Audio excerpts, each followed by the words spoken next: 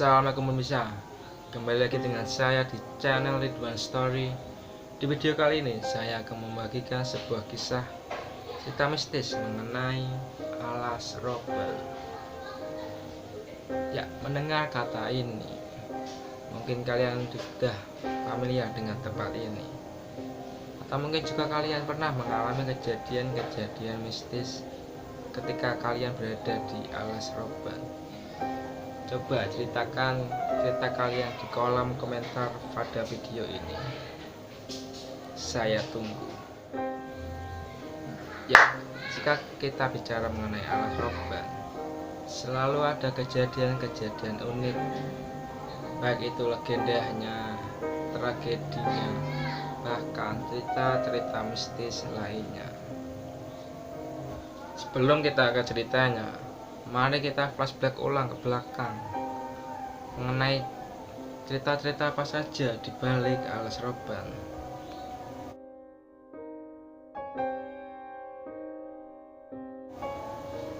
Ya, alas roban ini sendiri berada di Provinsi Jawa Tengah, tepatnya berada di Kabupaten Batang. Sejak dahulu tempat ini telah menghubungkan daerah-daerah di Jawa Barat dan juga Jawa Tengah. Alas roban sendiri telah ada sejak zaman kolonial Belanda. Tepatnya ketika itu Gubernur Jenderal William Daendels memerintahkan pasukannya untuk membangun jalan penghubung antara satu wilayah ke wilayah lain.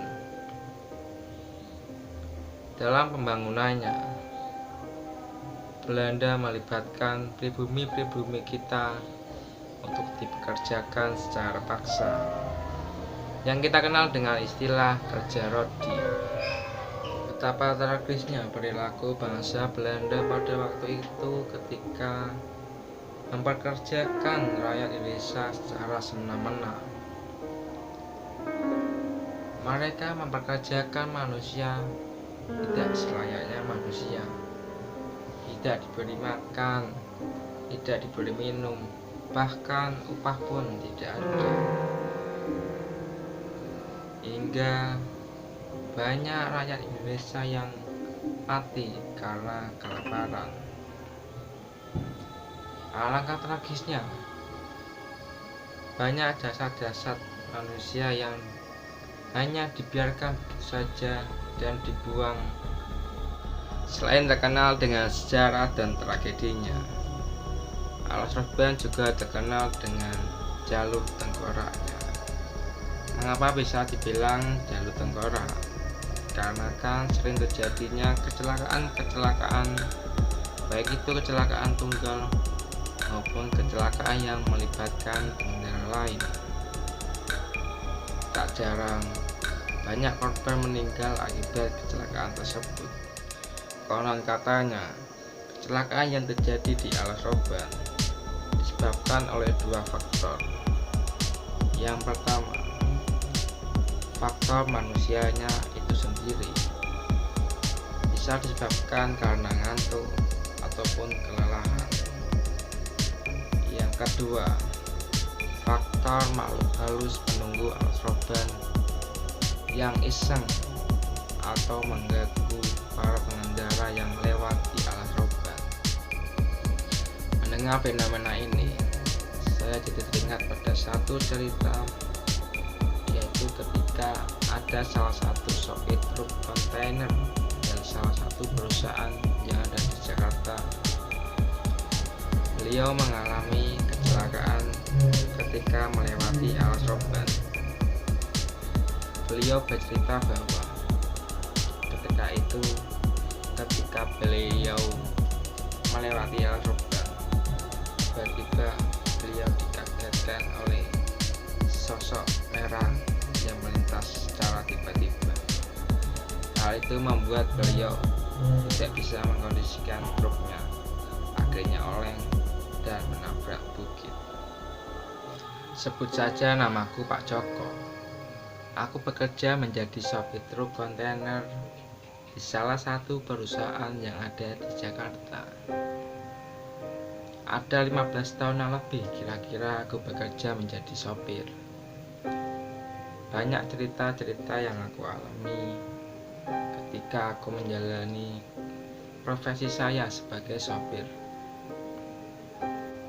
Ada satu cerita yang mungkin tidak akan saya lupakan, yaitu ketika saya mengalami musibah di Alas Roban. Siang itu, aku mendapati giliran untuk mengirimkan suatu barang yang rencananya barang tersebut akan dikirim ke Surabaya. Mendengar hal itu, saya pun langsung bergegas untuk menuju kantor untuk memulai proses muat barang tersebut. Singkat cerita, setelah proses muat berakhir, saya pun langsung memulai perjalanan. Ketika memulai perjalanan, tidak ada kendala suatu apapun. Semua berjalan normal. Tidak ada tanda-tanda akan terjadinya suatu musibah. Saat itu lalu lintas cukup ramai, karena kan muatan yang saya bawa sangat berat dan harus ekstra hati-hati. Saat itu juga aku melaju dengan sangat pelan sambil menikmati pemandangan dengan ditemani hemburan asap yang keluar dari mulut saya. Setelah berjalan cukup lama, sampailah saya di kota Cirebon. Tiba-tiba saya dihadapkan oleh satu fenomena di mana kemacetan yang cukup panjang, yang disebabkan oleh adanya kecelakaan beruntun yang melibatkan 3 kendaraan sekaligus.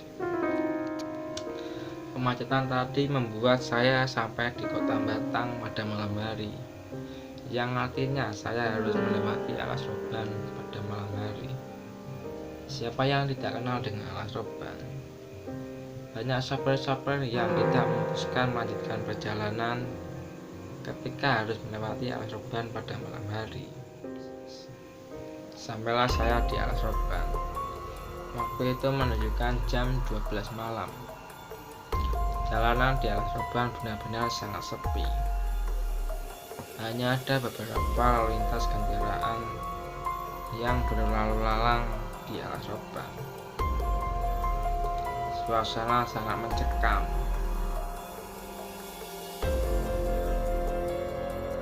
Ketika sedang mengendarai truk ini, tiba-tiba rasa ngantuk itu menguasai diriku. Saya mencoba tetap fokus berjalan agar saya tetap selamat, dan saya pun melanjutkan perjalanan. Setelah kejadian tadi, saya mencoba tetap fokus untuk melanjutkan perjalanan dan tetap berusaha untuk tidak ngantuk kembali. Tapi apalah daya, kondisi tubuh kita tidak bisa kita bohongi saat berusaha untuk tidak mengantuk kembali. Tapi apalah daya. Astagfirullah, la ilaha illallah, Allahu Akbar.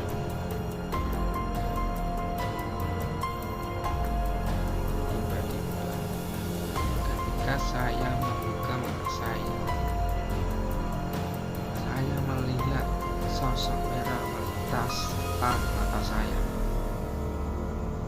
Kejadian itu membuat saya kaget. Saya tidak bisa mengendalikan mobil ini dan akhirnya oleng.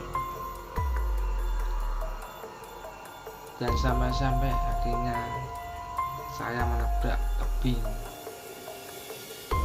Brak!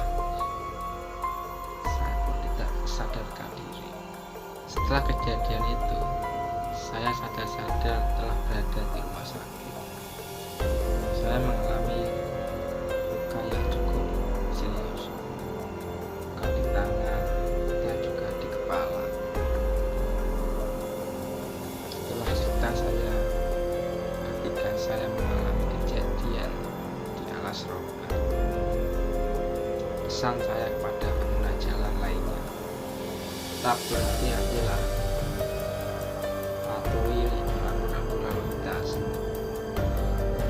Jangan paksakan mengendarai mobil ketika kamu sedang mengantuk. Mungkin itu saja pesan dari saya. Terima kasih. Salam from Indonesia.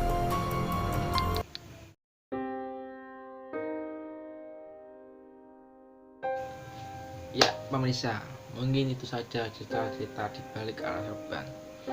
Masih banyak cerita-cerita selanjutnya mengenai Alas Roban. Oleh karena itu, jangan lupa like, comment, dan subscribe. Dan jangan lupa nyalakan tombol notifikasinya agar kalian tidak ketinggalan cerita-cerita mistis dari saya. Terima kasih. Saya Ridwan. Wassalamualaikum warahmatullahi wabarakatuh. Salam.